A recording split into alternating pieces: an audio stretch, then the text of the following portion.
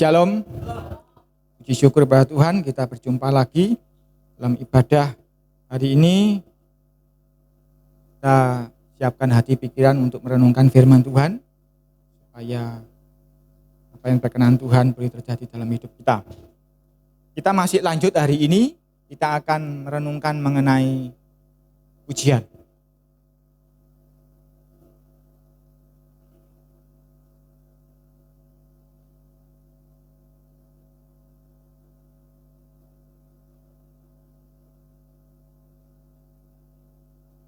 Saudara, kalau kita ngomong soal pujian, minggu lalu kita belajar bahwa di dalam suatu ibadah seperti ini, kebaktian, ada 3 tugas yang utama ya, yaitu pendoa, pemuji, dan pengajar.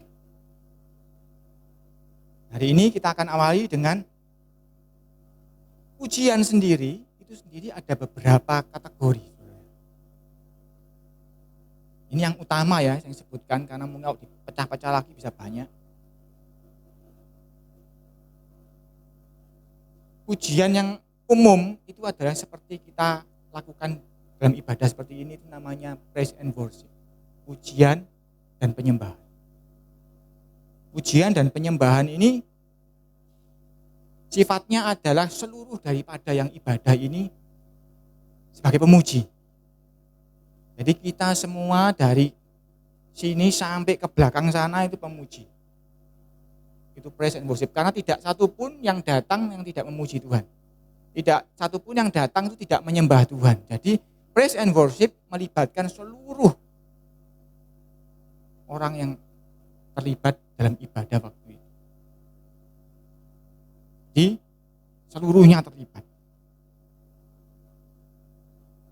Seperti yang pernah saya sampaikan di khotbah yang kapan hari, bahwa dari depan ini sampai ke belakang itu suatu kesatuan pujian yang dinikmati oleh Tuhan.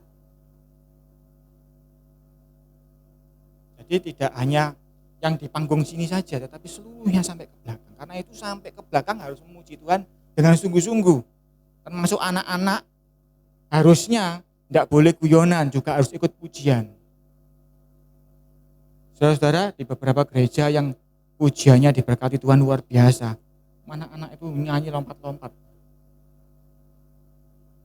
dengan urapan luar biasa, mereka memuji Tuhan. Karena pujian mereka itu bahkan sebetulnya lebih dahsyat daripada yang dewasa-dewasa ini. Karena Tuhan Yesus sangat suka sama anak-anak. Cuma seringkali anak-anak ini juga tertipu, megang HP-nya, megang jajan, megang mainan. Padahal kalau mereka mau memuji Tuhan sungguh-sungguh, dahsyat. Jadi seluruh yang ada di dalam ruangan ibadah ini satu kesatuan dinikmati oleh Tuhan. Saudara mau enggak makan rawon tambahnya alum? Rawonnya wis enak, sedep, dagingnya empuk, kental, dodone rempah-rempahnya terasa, cambai alum atau sambelnya sayup, kan enggak enak ya. Jadi suatu keseluruhan satu piring itu harus enak semua. Itu baru senang yang makan. Begitu pula Tuhan ketika menikmati pujian kita, Dia akan sangat senang kalau dari depan ini sampai ke belakang itu benar-benar memuji Tuhan dengan sungguh-sungguh. Ya, orang tua, Bapak Ibu kalau sayang sama anaknya, kepingin anaknya tidak kehilangan berkat, ajari untuk memuji Tuhan. Sering kan disaksikan oleh orang tua saya, papi mami, pulang gereja ini anaknya biru semua. Karena apa? Ditewoti, nek guyon ditewoti sama papa mama. Karena apa? Karena mami saya tidak mau anaknya pulang gereja kehilangan berkat. Jadi adik-adik kalau mau diberkati Tuhan, lakukan itu. Yang sekolah anak adik ya, kepingin enggak diajari gurunya, sekali diajari, gak usah pakai belajar, ujian tetap ingat. Kepingin enggak seperti itu? Kalau kepingin, itu berkatnya Daniel, berkatnya Sadrak Meshach Abednego, berkat-berkatnya Yusuf, berkat hikmat yang luar biasa. Hanya dinikmati orang-orang yang takut. Adik-adik kalau kepingin seperti itu nanti, jadi utama yang di kelasnya nanti paling hebat, juara, perhatikan itu. Tapi memang susah, enak main game enak lihat YouTube enak dengan pujian, jajan enak tapi kalau adik-adik ini mau memuji Tuhan sungguh-sungguh, berkatnya luar biasa. Ini saya sampaikan, firman Tuhan ini tidak akan kembali dengan sia-sia ketika melakukan pekerjaan-pekerjaan itu, Tuhan pasti genapi. Mengenai yang terlibat, semuanya terlibat. Mengenai pujiannya, nah ini pemimpin pujian ya, harus perhatikan baik-baik mengenai ini. Namanya praise and worship, isinya hanya boleh pujian yang mengagungkan Tuhan, yang isinya ucapan syukur maupun memuliakan Dia. Jangan sampai ada lagu yang isinya curhat. Ini ya, contoh ini lagu bukan lagu jelek, lagu bagus. Ku nantikan janji Tuhan digenapi dalamku, di memuliakan nama Tuhan. Nah, ini lagu-lagu ini kurang cocok untuk praise and worship. Tetapi di acara doa puasa mungkin, doa khusus siang mungkin, atau doa malam, atau doa pagi, atau mungkin di dalam doa pergumulan saudara, di rumah, atau mungkin saya tadi pagi nyetir mobil nyanyi lagu ini. Semobil aja nyanyi. Tidak ada masalah, lagu ini penuh kuasa juga. Tetapi untuk sebuah praise and worship, lagunya harus benar-benar dipilih yang isinya memuliakan Tuhan, isinya mengagungkan Tuhan, meninggikan Tuhan, dan ucapan syukur. Jadi pemilihan lagu penting ya dalam praise and worship. Karena ini sudah saya ajarkan hari ini, ke depan kalau ada pujian yang saya tolak tolong diganti. Yang lalu-lalu ya nggak apa, kan belum paham. Tetapi hari ini kita semua paham bahwa pujian, praise and worship dalam ibadah seperti ini harus yang isinya mengagungkan, memuji Tuhan. Jangan curhat, jangan dilihat kesusahanmu, lihat Tuhan yang maha besar.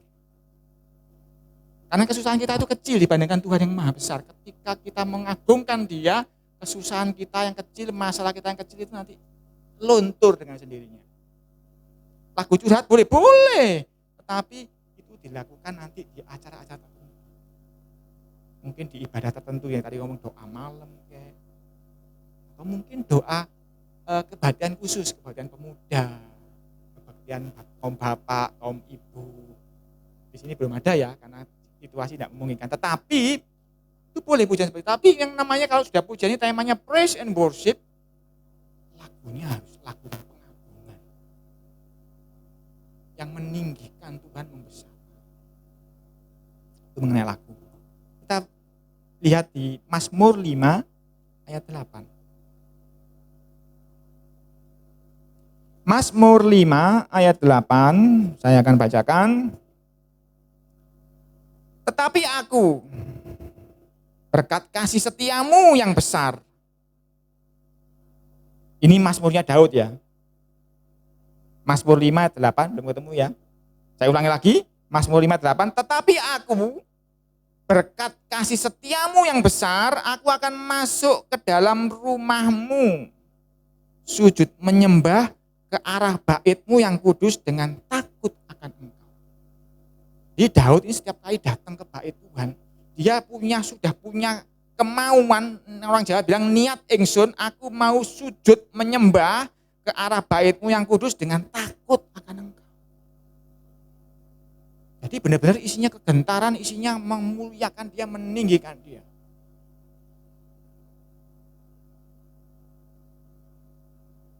Usahakan, ini untuk pemilihan lagu, usahakan lagunya itu yang sedapat mungkin yang langsung direct ngomong sama Tuhan. Oke lah, beberapa lagu mungkin campur ya. Ada yang ngomong memuliakan Dia, namanya dimuliakan, namanya itu kan berarti nyanya Dia itu pihak ketiga. Kita lagi ngomong sama teman kita berarti kan. Nya, dimuliakan namanya, ya kita lagi ngomong sama kita. Usahakan sedapat mungkin pujiannya itu langsung direct. Terpujilah namamu Tuhan, agunglah namamu Tuhan, nah gitu ya. Karena kita sedang datang seperti Daud ngomong ini, dengan takut dan gentar sujud menyembah memuliakan Dia. Pemilihan lagu sangat penting, karena ini akan mempengaruhi praise and worship kita. Sedapat mungkin pilih lagu yang direct, jadi kita ini sedang sama-sama, barengan itu kompak, paduan suara, lagi ngomong sama Tuhan, memuliakan Dia. Tapi memang ada lagu-lagu yang memang seperti itu masih dia dan sebagainya. Oke lah, enggak masalah. Intinya yang penting isinya memuliakan dia. Tapi kalau bisa, pilihlah lagu yang seperti itu.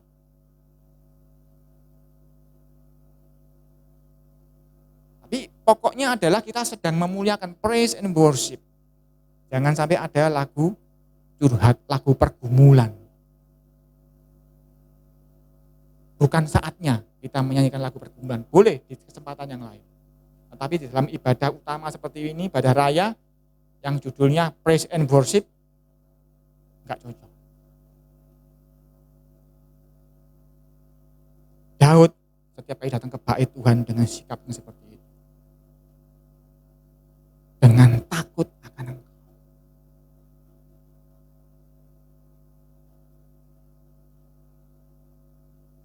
Nah, seringkali kita datang enggak takut. Termasuk anak-anak. Enggak takut. Ada enggak anak-anak sekolah kalau misalnya sedang diajar di sekolah sama gurunya terus main game? Enggak berani toh? Karena takut sama gurunya. Nah, datang ke rumah Tuhan enggak takut sama Tuhan tapi anak-anak. Nah, orang tua yang harus mengajarkan. Oh, enggak gitu enggak usah diajak. Oh, enggak, Tuhan Yesus enggak nolak anak-anak. Enggak apa-apa. Diajari mereka. Mereka masih anak-anak, diajari. Kalau saudara enggak bawa ke sini, tinggal di luar malah diajari setan. Enggak apa-apa. Di sini masih bikin rame, masih bikin enggak karuan, enggak apa-apa. Di sini enggak pernah dimarahi kan. Bawa anak walaupun ribut dan sebagainya sejak zamannya Pak Imam itu enggak pernah karena kita tahu Tuhan Yesus suka sama anak. Tapi kalau ada anak-anak yang bisa seperti Daud ini dengan takut, hormat datang menyembah Tuhan, oh ajaib nanti kejadian. Yang pertama tadi, pujian sebagai praise and worship. Kelompok yang kedua, pujian itu ada pujian pengajaran. Pujian pengajaran ini ya bukan di pas saat praise and worship. Pengajaran ini cocoknya kalau di acara retreat, acara pendalaman Alkitab, atau acara-acara ibadah kayak tadi itu dewasa muda, kaum bapak, kaum ibu itu lain lagi. Contoh apa sih lagu pengajaran? Ini contoh sederhana yang saudara hafal. Jangan kamu khawatir, burung di udara dia pelihara. Itu kan pengajaran. Saya ngomong Pak Jono, jangan kamu khawatir. Pak Jono yang ngomong ke sebelahnya, jangan kamu khawatir. Jangan kamu khawatir, itu laguan pengajaran. Tuhan ngomong, aku kira kayak teko ini kepingin disembah kok. Kono ngomong dewi, jangan khawatir, jangan khawatir. Engkau gampang. Ini yang Maha Kuasa sedang di sini. Jadi jangan pakai pujian-pujian pengajaran. Pujian pengajaran nanti di lain waktu. Ya ini pemimpin pujian ya, milih lagunya. Jangan pakai pujian pengajaran. Jangan pakai lagu tadi curhat, jangan. Lagu yang benar-benar mengagungkan Tuhan. Nah, pujian pengajaran ini ya ada bagiannya. Saya kalau ikut retreat dan sebagainya itu untuk menguatkan, saling menguatkan. Nah, kalau pujian kaum bapak misalnya, kebaktian kaum bapak itu kan sebetulnya kaum bapak ketemu untuk saling menguatkan gitu loh. Kaum ibu, ya kaum ibu ketemu saling menguatkan, saling curhat. Iya yo, ternyata wong lanang kayak ngene, ya sama ya ternyata. Yuk kita sesuai firman Tuhan. Nah, kan gitu ya. Ibu-ibu ketemu ibu-ibu, bapak ketemu bapak ya. Di situ boleh lagu-lagu pengajaran. Lagu sekolah minggu pun boleh dimasuki lagu pengajaran. Tetapi ketika praise and worship hindari. Karena itu akan mengurangi kedahsyatan praise and worship kita. Enggak bisa dibahas hari ini, ketiga nanti kedahsyatan praise and worship. Dalam lagu pengajaran ini, pujian pengajaran ini kita semua juga terlibat, semua harus terlibat. Karena di antara kita tidak ada yang lebih besar, ada yang lebih kecil, tidak ada yang lebih rendah, lebih tinggi, tidak ada. Jadi semuanya kalau lagu pengajaran ya kita saling mengajar sebetulnya. Lagu-lagunya harus lagu-lagu pengajaran. Kita baca Mazmur 32.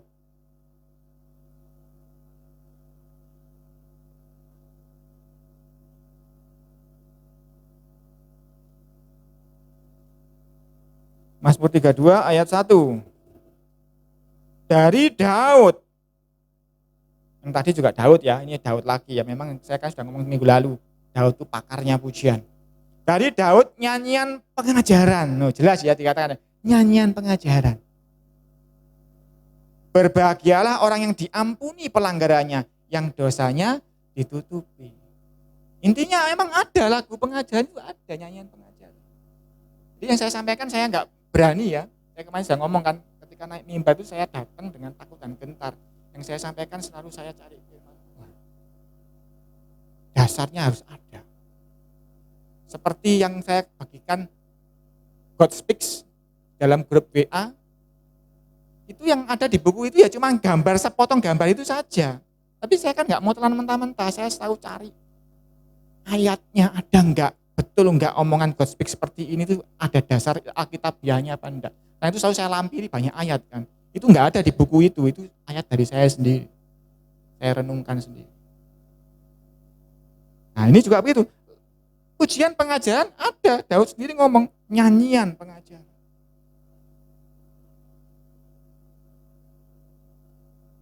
Enggak mungkin Daud menyanyikan ini, berbahagialah orang yang diampuni pelanggarannya sedang di dalam bait Tuhan yang dia takut dan gentar. Enggak. Dia di kesempatan lain nyanyi. Ingat Daud dari kecil masa mudanya pemuji Tuhan, di tengah belantara pun dia muji Tuhan, angon wedhus puji Tuhan. Mungkin mandi di kali ya sama muji Tuhan dia. Mungkin ya. Yang ketiga, ada yang namanya pujian penginjilan. Supaya saudara tahu ya. Supaya saudara bisa memisahkan antara ibadah yang praise and worship dan ibadah penginjilan. Kalau papi lagi KKR di sana di tengah lapangan atau kita sedang pelayanan sama-sama mengunjungi tempat dan kita melakukan ibadah KKR penginjilan, maka sifatnya penginjilan. Apa bedanya Pak sama yang praise and worship? Ketika praise and worship, semua yang datang di sini kan anak-anak Tuhan yang percaya Tuhan kan. Jadi dari sini sampai sana itu dinikmati Tuhan, hidangan yang full, komplit. Saya tadi ngomong rawon sepiring harus semuanya enak. Kalau ibadah penginjilan, KKR penginjilan, mungkin yang percaya Tuhan cuma di panggung ini dan sekitarnya sedikit saja. Yang penonton yang lain, yang datang pengunjung yang lain, mungkin imannya ada yang setengah-setengah, ada yang masih belum percaya, tapi karena iklannya, kesembuhan ilahi datang dia ya. Jadi berbeda. Di situ pujiannya yang paling penting adalah tim penginjilan itu. Di panggung itu. Nah banyak sekali ini, gereja-gereja saat ini, di dalam ibadah rutinnya dia setiap minggu ini, dia pakai format ini, penginjilan ini, sehingga pujiannya hanya di depan panggung ini, sebuah pertunjukan, pakai lampu kelap-kelip, dia nggak peduli yang di belakang sana bagaimana. Kenapa kalau saya ngomong nggak peduli, digelapi belah sana? Kira-kira pemimpin pujian ketika pojokan sana ngantuk tekluk-tekluk, tahu nggak ada digelapi? Nggak tahu kan? Namanya worship leader. Berarti dia pemimpin, dia manajernya. Kalau perang itu dia panglimanya. Harus tahu dong semua anak buahnya. Yaitu ketika worship leader berdiri di sini, itu semua yang lain adalah anak buahnya. Termasuk saya pun gembala duduk berdiri di situ. Anak buahnya waktu itu. Nah, worship leader ini harus melihat anak buahnya. Ada yang meleng apa enggak? Kan begitu. Karena itu kalau ibadah-ibadah yang semua digelapi cuma panggung nonton padang itu pertunjukan saya bilang. Oke lah kalau mau ngomong rohani itu sedang ibadah penginjilan. Jadi yang dianggap penting yang dinilai adalah sini. Yang di panggung dan sekitarnya. Tetapi kita enggak, ibadah minggu ini kita seluruhnya dari sini ke sana. Karena apa? Ketika Yesus mati di kayu salib, tirai ini antara ruang kudus dan maha kudus sudah dipecah sama Tuhan. Jerat. Tidak ada batas lagi antara maha kudus dan pelataran semuanya los. Jadi satu. Tidak ada lagi dibedakan yang di sini harus begini, yang di situ harus begitu, yang di sana harus begitu. Tidak ada. Semuanya satu kesatuan. Suatu hidangan yang dinikmati Tuhan saat pujian itu berlangsung, saat praise and worship itu berlangsung. Nah, kalau ibadah penginjilan tadi, pujian penginjilan lain. Itu cuma yang penting yang di sini tim penginjilan itu jalan, enggak. Yang di sana enggak nyanyi enggak peduli. Karena kita nggak tahu juga di sana jangan-jangan masih belum percaya Tuhan Yesus, cuma datang ikut-ikutan. Jadi nggak bisa dianggap semua pasukannya yang di sini aja, yang di sekitar sini. Di panggung dan sekitarnya, bahkan di belakang sana, kalau di tim penginjilan, kebaktian penginjilan, lagi ibadah gini pujian, di belakang sana ada kemah di belakang, ada tim doa, lagi berdoa. Peperangan rohani. Berbeda sama kita. Tapi ada juga yang gereja seperti itu. Ketika pujian gini ada yang berdoa di ruangan sana.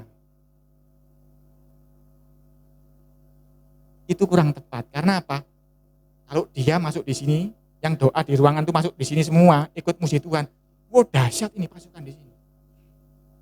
Mereka berpikir kalau aku doa di sana khusus berdoa, nanti setan-setan nggak ganggu ibadah ini. Keliru. Kalau dia di sini pasukannya jadi lebih kuat, gak ada setan yang berani ngintip, nggak berani. Jangankan masuk ngintip, nggak berani sudah. Berbeda dengan ibadah penginjilan. Banyak setan berseliweran datang. Itu perlu yang namanya tim doa di belakang layar untuk berdoa. Apakah ibadah praise and worship ini harus disepelekan? Enggak. Penting, harusnya dipersiapkan. Karena apa? Datangnya dengan takut dan gentar. Perlu latihan. Kalau bisa latihan lebih baik. Tapi memang kondisinya kan tidak memungkinkan di sini untuk latihan pujian. Dilakukan last minute sebelum acara dimulai. Tidak masalah. Yang penting kita kompak. Yang penting kita jaga satu kesatuan hati. Karena Tuhan melihat hati. Tapi kalau bisa, latihan dulu. Oh, lebih baik. Tapi minimal saat ini kan lagu sudah diinformasikan. Main musik sudah cari nadanya dan sebagainya. Ketemu sebentar, beres ya. Tetapi jangan sampai keliru. Ya, saya harus luruskan ini karena pengajaran di luar banyak macam-macam. Kita di sini kan jadi satu kumpul, nggak ada ruangan doa di sana, ada yang tugas doa di samping, nggak ada kan, karena memang kita lagi praise and worship, satu hidangan di hadapan Tuhan. Kita tidak sedang penginjilan, kita sama-sama punya iman yang sama. Sudah percaya Yesus semua kan, nggak ada yang ragu-ragu di sini kan, nggak ada yang perlu untuk didoakan di belakang sana, nggak perlu. Kita di sini kumpul jadi satu, dari pasukan yang dahsyat. Bayangkan kalau di belakangnya ada 3 orang berdoa, sama segini berdoa, kuat mana? Kan ya segini berdoa. Jadi ketika kita ibadah rutin seperti ini, kita tidak perlu ada tim pendoa di ruangan sebelah, tidak perlu.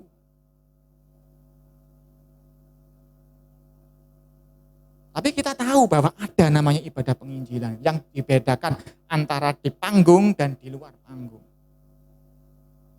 Ada memang, tapi bukan di ibadah kita hari Minggu rutin seperti ini. Tadi yang ketiga ya penginjilan. Mazmur 40 kita buka. Dalam ibadah penginjilan lagu yang bagaimana yang dinyanyikan? Lagunya biasanya pengagungan dan lagu kesaksian. Misalnya ya, ada kuasa dalam darahnya, itu pengagungan otomatis termasuk juga kesaksian. Karena kan memang ada kuasa dalam darahnya, terbukti. Jadi lagu yang dipilih ketika penginjilan itu lagu pengagungan plus lagu kesaksian. Bahkan lebih banyak kesaksian biasanya. Karena apa? Karena orang-orang yang tidak beriman sama dengan kita itu perlu sebuah kesaksian. Kalau kita misalnya suatu saat ibadah padam, boleh lagu-lagu kesaksian. Karena apa? Supaya orang lain mendengar kesaksian hidup kita, ibadah kita. Mazmur 40.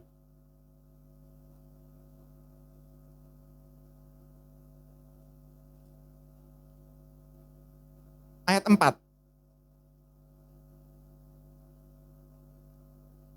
Ini juga mazmurnya Daud ya.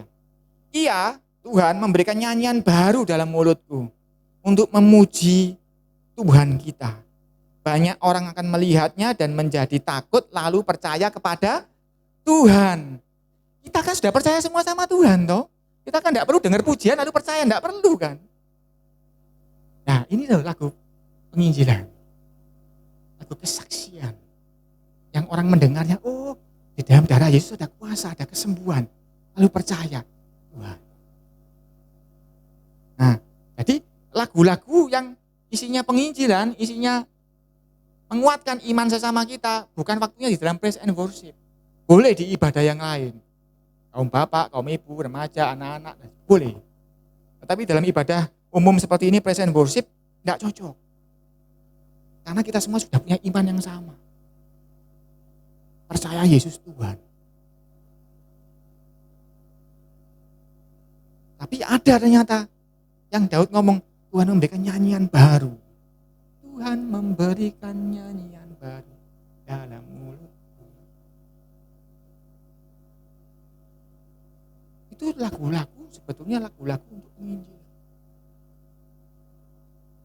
Pengajaran juga boleh masuk. Nah, ini kita harus pilih-pilih tahu lagu. Karena nanti ya kalau saudara sudah mempraktekkan ini, nanti praise and worship kita kualitasnya akan berubah. Tadi yang ketiga. Yang keempat sekarang. Ada yang namanya pujian perenungan, pujian pergumulan.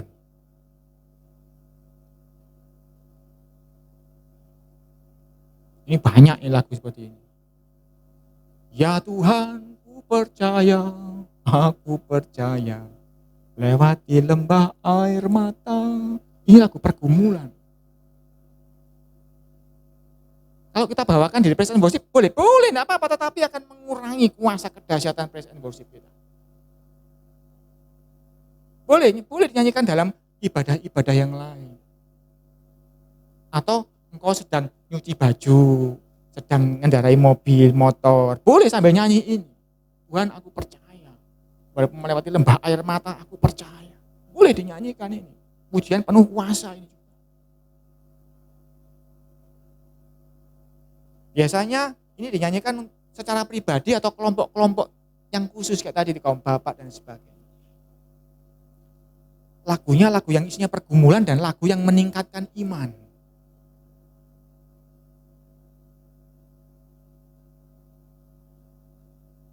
Contoh kita di pestonan ya, orang yang perlu dihiburkan dan sebagainya. Nah ini perlu lagu-lagu yang pergumulan seperti ini. Kita buka Mazmur pasal 6.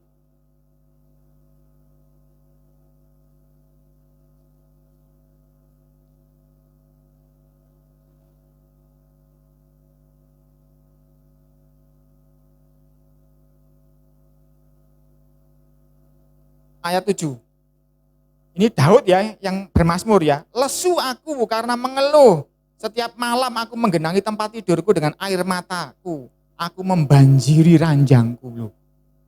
Sedih ya lagunya Daud, penuh kesedihan ini ya. Ini lagu pergumulan. Kalau saudara baca di ayat 1-nya, untuk pemimpin biduan dengan permainan kecapi menurut lagu yang ke-8 Mazmur Daud.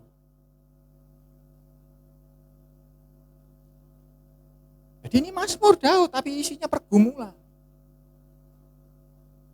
Kurang pas kalau dibawakan pada saat praise and worship ibadah utama seperti ini.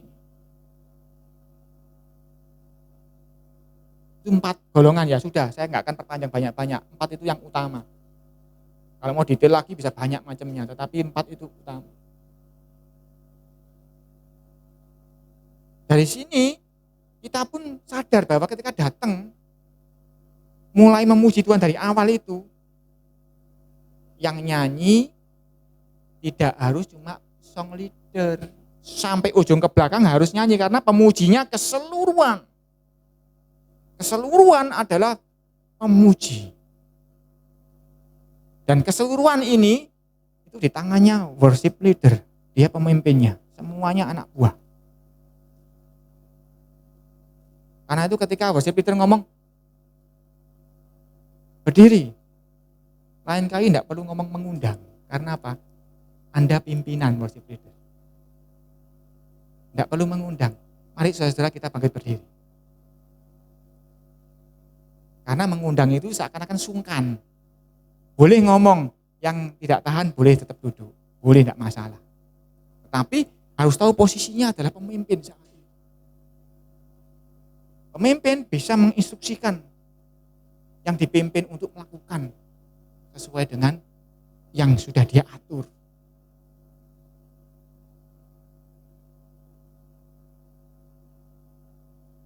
Ini pemimpinnya cuma ujian. Kalau pemimpinnya ngerti musik, dia bisa ngomong, kurang cepat. Ini bisa, enggak masalah. Karena ini semua juga dipimpin main musik. Tapi kalau nggak ngerti ya nggak apa-apa, wis. Nggak ngerti musik, nggak masalah. Tapi kalau ngerti boleh ngatur juga. Ayo.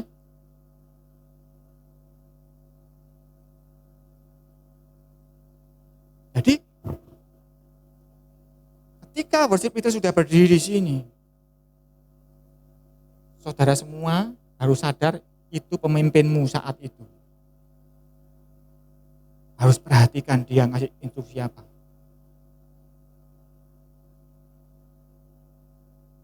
Karena kalau enggak nanti kita enggak kompak di hadapan Tuhan. Ya saudara-saudara ya, jadi 4 pujian itu. Nah sekarang kita mau review yang kita pelajari minggu lalu sedikit. Dikaitkan dengan yang kita pelajari hari ini. Kita kan sudah belajar kemarin, pujian itu sebuah persembahan. Persembahan itu pujian, ya kan? Dan hidup kita itu kan seutuhnya adalah persembahan. Sehingga setiap waktu kita lakukan pujian itu. Dan karena persembahan, ingat persembahan dari kata dasar sembah, artinya kita di bawah dia yang lebih tinggi, maka harus dilakukan dengan hormat. Ketika kita memuji Tuhan, harus dilakukan dengan hormat. Tidak boleh cengengesan. Harus dilakukan dengan hormat. Jadi dengan baik, bila bisa dipersiapkan dengan lebih baik, bagus. Enggak memungkinkan ya bagaimanapun lah, semaksimal yang bisa kita lakukan. Karena Tuhan kadang-kadang situasi tertentu dia tidak mencari daging, cuma dia tepung dan minyak cukup bagi dia. Asalkan dilakukan dengan sepenuh hati. Karena itu saya tidak mau memaksakan harus latihan ya, tapi latihan baik grundel, itu malah Tuhan tidak suka. Di sini kan jarang toh, hamba Tuhan maksa-maksa kan jarang di sini ya. Sejak zaman Imam ini tidak ada di sini. Karena kita tidak mau sampai hatinya terpaksa, Tuhan tidak suka. Karena Tuhan melihat hati. Jadi pujian itu persembahan, maka harus dilakukan dengan hormat. Ketika kita memuji Tuhan semua, karena kita ini praise and worship, maka semua dari depan sampai ke belakang ini harus menghormati Tuhan. Sikapnya menghormati Tuhan. Termasuk juga pakaian yang dikenakan juga menghormati Tuhan. Termasuk hati juga harus menghormati Tuhan. Pikiran-pikiran yang lain ditaruh dulu. Karena Tuhan bisa baca pikiran kita.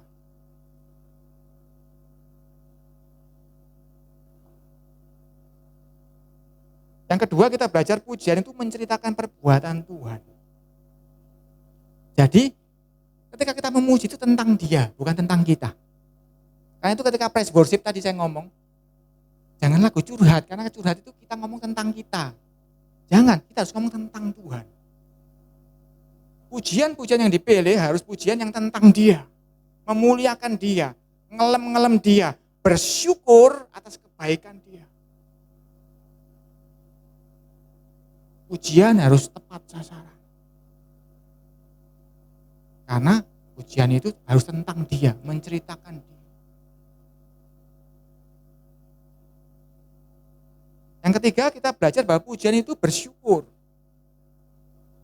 Ya kemarin kan kita belajar 3 hal itu. Yang ketiga bersyukur. Pujian itu ucapan syukur. Dan kita lebih detail di bagian syukur itu kita pecah lagi bahwa di dalam bersyukur itu ada bersuka hati. Jangan ada yang hatinya sedih. Di sekolah minggu dulu pernah saya diajarkan sebuah lagu. Senyum dan berwajah gembira. Ini lagu pengajaran ini ya, lagu pengajaran. Jadi ketika itu dinyanyikan anak sekolah minggu jadi belajar. Oh iya ya, ketika muji Tuhan itu harus senyum dan berwajah gembira. Angkat tangan pujilah dia. Itu lagu pengajaran. Tetapi itu maksudnya apa? Supaya ketika kita memuji Tuhan hati ini bersuka cita.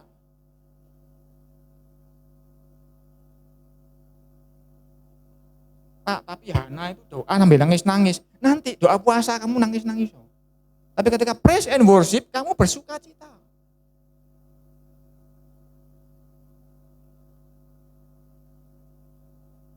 Saudara, ketika misalnya zaman dulu yang namanya antri minyak, kalau ada minyak datang, enggak waktunya nangis, toh, waktunya ngantri, seneng kan, dapat minyak habis ini, ya gitu kan.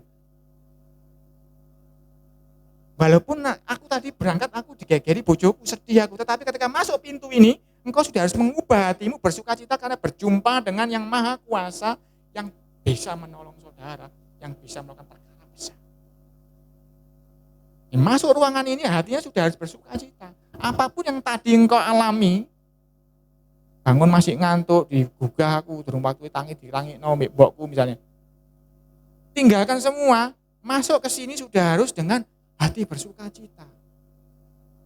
Maka enggak ada lagi pemimpin pujian ngomong, kok wajahnya ditekuk ya?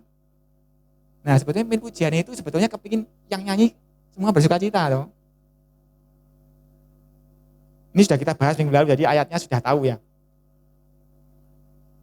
Jadi nyanyi harus dengan bersuka cita, dengan senang.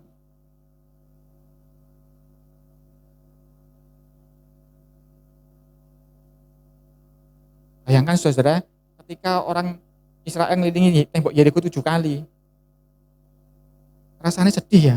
Padahal kalau tahu ceritanya nanti dia akan melompati tembok, dia suka cita pasti.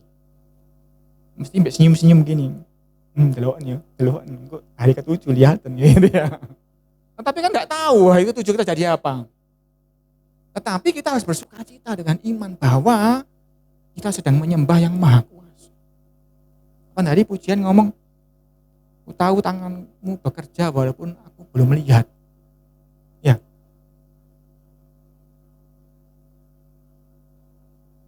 Nah, walaupun kita belum melihat pertolongan itu, kita harus bersuka cita memasuki gerbangnya. Masuk gerbangnya bersyukur dengan tari-tarian. Masuk gerbangnya dengan jubah pujian, macam-macam begitu kan. Intinya ketika kita masuk ke ruangan ini, kita harus bersuka cita.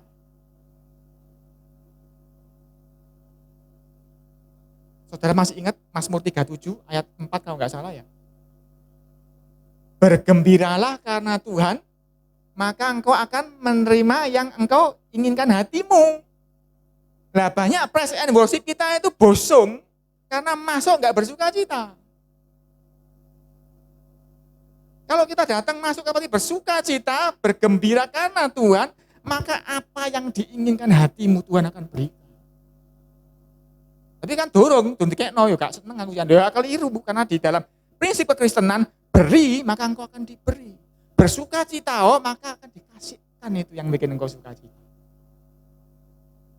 Ketika masuk apapun keadaanmu, aku rotok pilek, rotok demam kita paksa masuk, enggak apa-apa. Bersuka cita nanti kamu pulang sehat.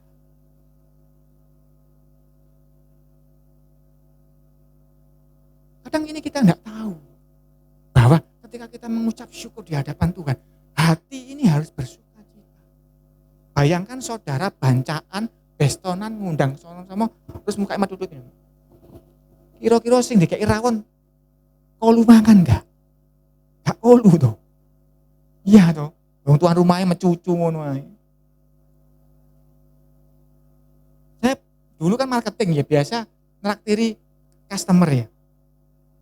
Saya enggak boleh pesan minumnya apa? Air putih, enggak boleh. Saya pesan yang paling mahal apa lihat, paling mahal ini. Pesan itu saya. Supaya yang ditraktir berani pesan yang mahal. Saya air putih, yang ditraktir sungkan. Oh, yang traktirnya banyu putih. Saya harus seneng. Rotok gila makan ini, tapi tak pangan aja dengan lahap, dengan sukacita. Yang ditraktir ikut makan, seneng. Begitu pula engkau masuk ke sini, engkau sedang menghidangkan persembahan kepada Tuhan, engkau harus bersuka cita. Kalau engkau masuk enggak bersuka cita, Tuhan enggak kolu dengan pujianmu. Kita harus masuk dengan bersuka cita.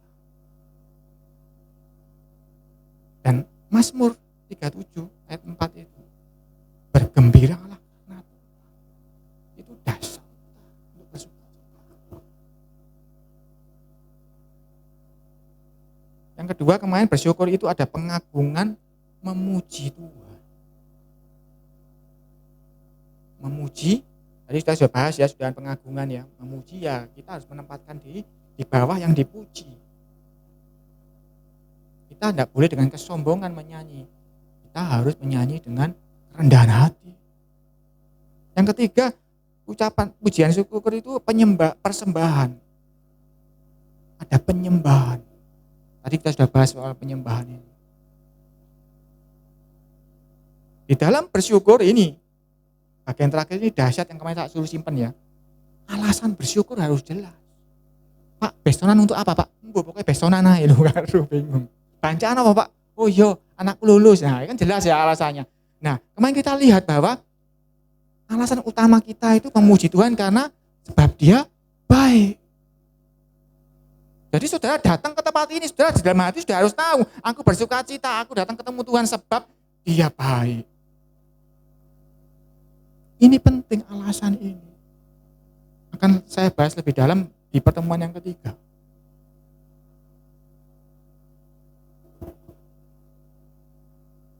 Jadi apa yang kita pelajari minggu lalu itu pengaruh kepada pujian yang kita pilih, sikap kita memuji, pelaksanaan pujian, persiapan pujian, itu semuanya mempengaruhi. Kalau kita paham hal itu, kita akan hati-hati melakukan dengan hormat.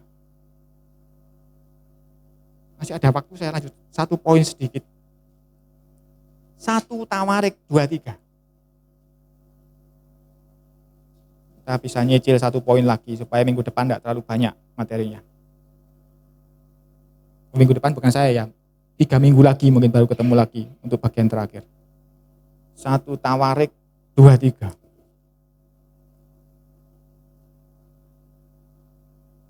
Ayat 3. Mulai ayat 1 aja biar ceritanya utuh. 1 Tawarik 23 mulai ayat 1 saya bacakan. Setelah Daud menjadi tua dan lanjut umur, maka diangkatnya Salomo menjadi raja atas Israel. Ia mengumpulkan segala pembesar Israel, juga para imam dan orang-orang Lewi. Lalu dihitunglah orang-orang Lewi yang berumur 30 tahun ke atas. Sesuai dengan aturan orang Yahudi, dewasa itu 30 tahun ke atas. Dan jumlah orang-orang yang mereka dihitung satu demi satu ada 38.000 orang. Ayat 4. Dari orang-orang ini 24.000 orang harus mengawasi pekerjaan di rumah Yahuwah, di rumah Tuhan. 6.000 orang harus menjadi pengatur dan hakim.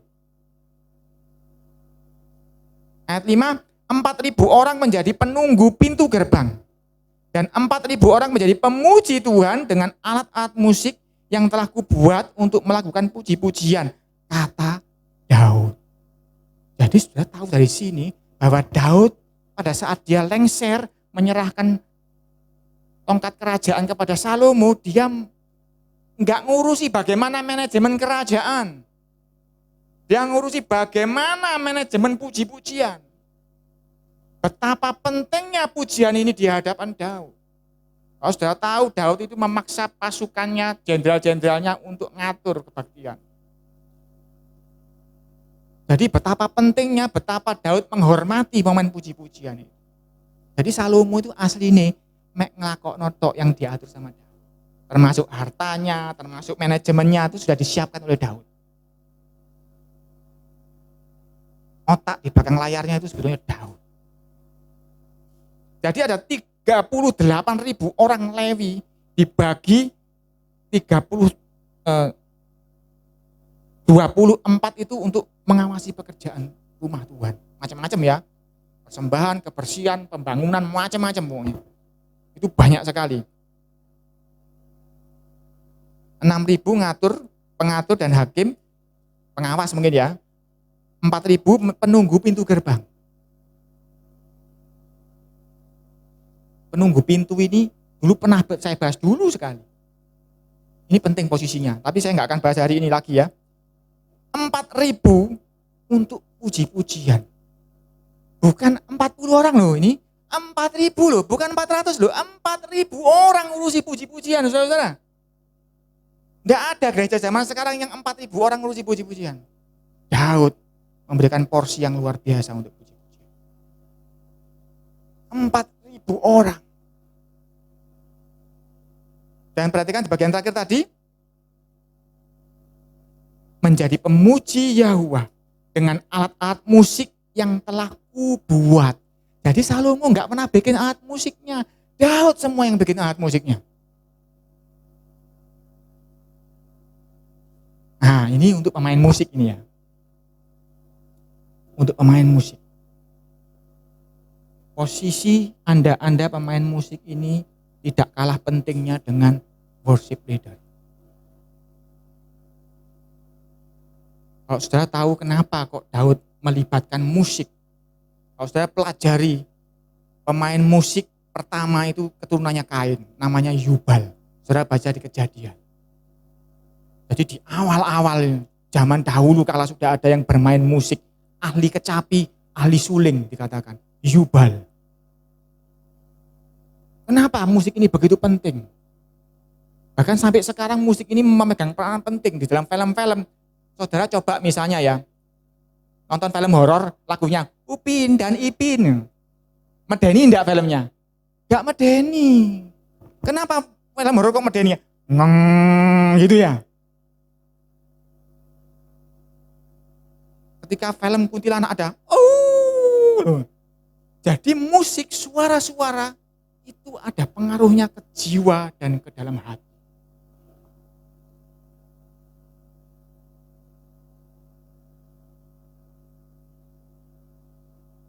Kita baca Yesaya 16.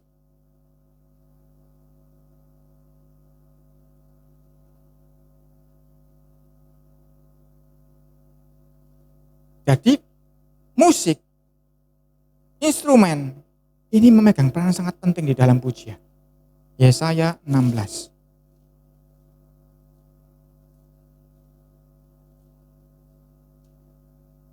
Ayat 11. Oleh karena itu seperti kecapi mendengking, begitulah hatiku menjerit melihat keadaan Moab, dan batinku tergerak melihat keadaan Kit Heres. Ini Yesaya yang ngomong. Seperti kecapi mendengking.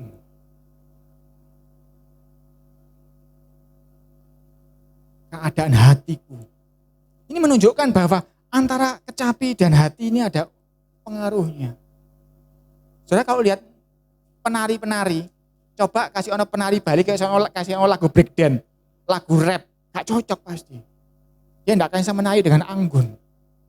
Karena musik ini masuk ke dalam hati. Mazmur 57 kita buka.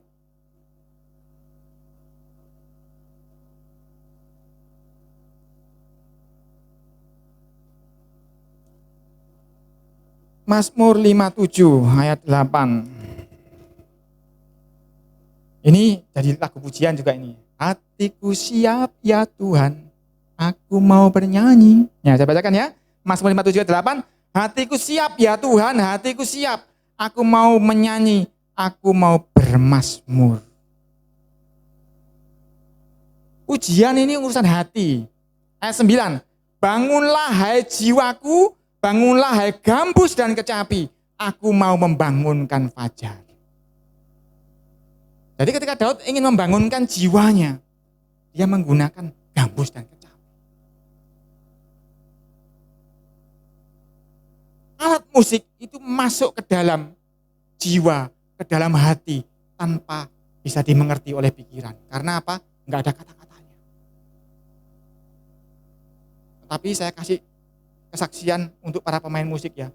Ada seorang pemain drum, ketika pujian penyembahan, ketika saat teduh, semua berbahasa roh.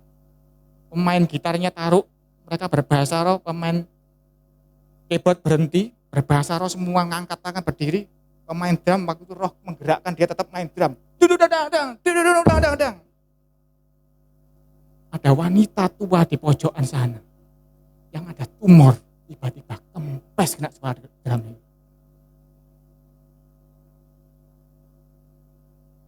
Kan sering kita dengar kesaksian, ketika puji-pujian ada orang disembuhkan. Pemain drum juga bisa ambil karunia. Ketika dia menentumkan drumnya dengan sungguh-sungguh dengan roh, ada orang sakit juga disembuhkan. Tumor, mentol, kempes. Ketika dengar suara drum bertahu-tahu seperti itu. Ada ketika pujian yang berhenti, keyboardnya main solo. Terjadi karunia turun dahsyat, sukacita besar langsung.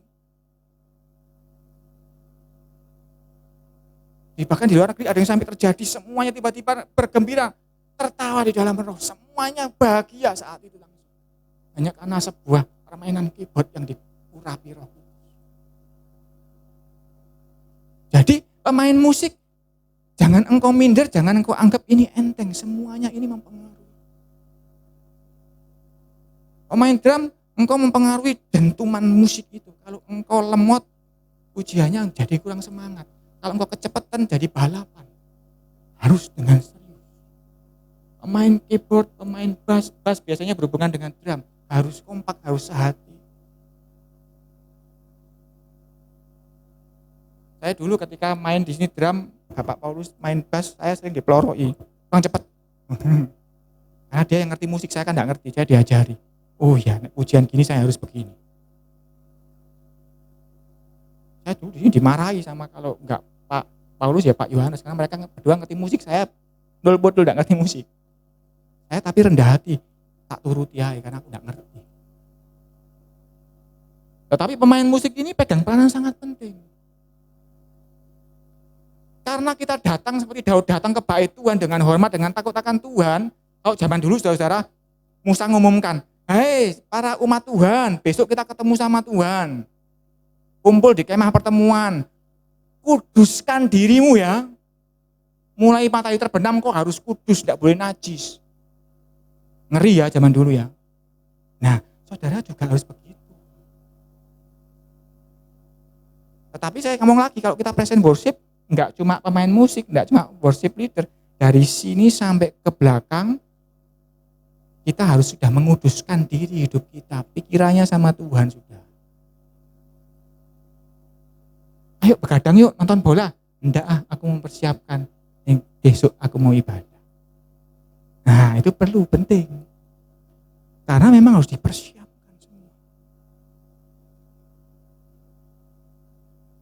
Jadi pujian dengan permainan musik itu enggak boleh sembarangan. Pemain musik ini harus benar-benar mengkuduskan dirinya juga di hadapan Tuhan. Jadi jangan dikira pemain musik, enggak. Dari kesaksian tadi saudara sudah harus tahu. Pemain drum bisa bikin tumor kempes. Pemain keyboard bisa bikin tiba-tiba karunia turun tumpah. Satu ruangan ini langsung tertawa gembira semua langsung. Apa hubungannya loh? Teng ketawa semua, ngakak semua. Wah, puji Tuhan dengan sukacita luar biasa. Karena apa? Karena ini satu kesatuan semua. Saya tadi ngomong, rawonnya enak, tambahnya harus ketus-ketus seger. Sambelnya harus sedap. Dagingnya harus empuk. Manisahnya juga harus pas, jangan lonyot. Nah, misalnya gitu ya. Begitu pula semua aspek di sini, termasuk di dalamnya ada yang ngatur di sini, slide juga harus pas ngaturnya. Karena tadi kita lihat di sini selain pengatur pujian, juga ada pengatur-pengatur macam-macam. Jadi hari ini saudara-saudara, saya putus materinya sampai di sini, sisanya untuk ketemuan berikutnya. Tetapi kita harus tahu ketika kita memuji Tuhan, kita datang di sini dalam ibadah hari Minggu seperti ini, kita harus masuk gerbangnya dengan bersukacita. Kita harus persiapkan diri, aku ini sekarang ini penting posisinya. Aku datang sebagai pemuji. Khotbah? Enggak, tapi aku pemuji. Aku main musik? Enggak, tapi aku pemuji. Termasuk saya pun juga ketika pujian tadi saya pemuji. Jadi siapkan dirimu ketika datang di sini. Harus siap memuji. Jangan lupa ya, tetapi datang untuk mendengar tetap yang utama. Di gereja-gereja tertentu yang masih ortodoks ya, mimbar ini letaknya lebih tinggi dari musik dan pujian tidak boleh di sini, song leader harus di bawah, agak ada podium lebih ndek lagi di sini. Tapi kita enggak, karena kita menganut bahwa ketika Yesus mati kayu salib dibelah sudah tabir itu. Kita sudah jadi satu kesatuan.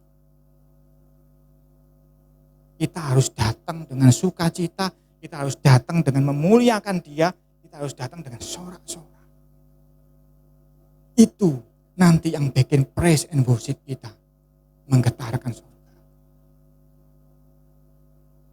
Saudara, suaranya mau merdu mau fales itu nomor kesekian. Rambutku kurang rapi itu nomor kesekian. Siapkan hatimu pikiranmu, niatmu datang ke hadapan Tuhan yang Maha Besar. Dimanapun engkau duduk, dimanapun engkau posisimu, engkau satu kesatuan di sini memuji Tuhan. Pemain musik harus kompak, worship leader harus memimpin dengan baik, dan semua pemuji harus memperhatikan arahan worship leader. Dan di sini kita tahu ada yang tua, yang sudah lanjut, tidak kuat duduk lama-lama, berdiri lama-lama, nggak apa-apa, duduk aja. Karena Tuhan melihat. Ini saudara, cukup hari ini seperti itu, kita berdoa. Bapa di sorga, terima kasih Tuhan.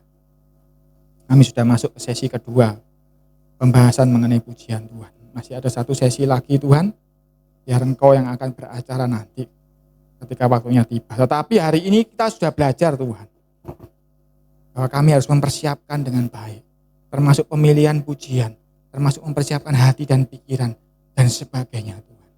Karena kami mau seperti Daud, menghampiri gerbang-Mu, datang dengan hormat, dengan takut akan Engkau Tuhan, dengan memuliakan dengan sungguh-sungguh, bahwa kami tidak sedang di hadapan presiden, kami di hadapan yang maha kuasa, pencipta langit dan bumi. Dan kami tidak sedang bertutur cerita ngomong ngalur ngidur, kami sedang mempersembahkan pujian, pengagungan yang terbaik yang bisa kami lakukan Tuhan. Ampuni kami selama ini Tuhan, bila ada yang kurang tepat. Tetapi hari ini Tuhan Roh Kudus, Engkau mencerahkan isi hati kami dan pikiran kami, masing-masing pribadi. Supaya mulai minggu depan sudah memuji dengan cara yang baru. Dengan sikap hati yang baru. Dengan tari-tarian. Dengan sukacita. Nama Tukara, nama Sekena Mutara, nama Sura. Tuhan kami tahu. Kami tahu sekarang kenapa Tuhan Engkau begitu kangen sama yang namanya Daud. Engkau suka dengan hatinya yang melekat kepadamu Tuhan. Sungguh biarlah kami boleh mencontoh dia Tuhan hari ini, belajar bahwa ini menyenangkan hatimu Tuhan. Seorang pemuji bisa menjatuhkan Goliat Tuhan. Tak seorang pun tentara yang bisa, tetapi seorang pemuji yang bisa. Mutakara nama sikina mutara nama suna. Tuhan, hari ini ajari kami untuk menjadi pemuji yang berkenan di hadapan-Mu. Memuji dan menyembah-Mu di dalam roh dan kebenaran. Biar kami boleh belajar seperti Daud.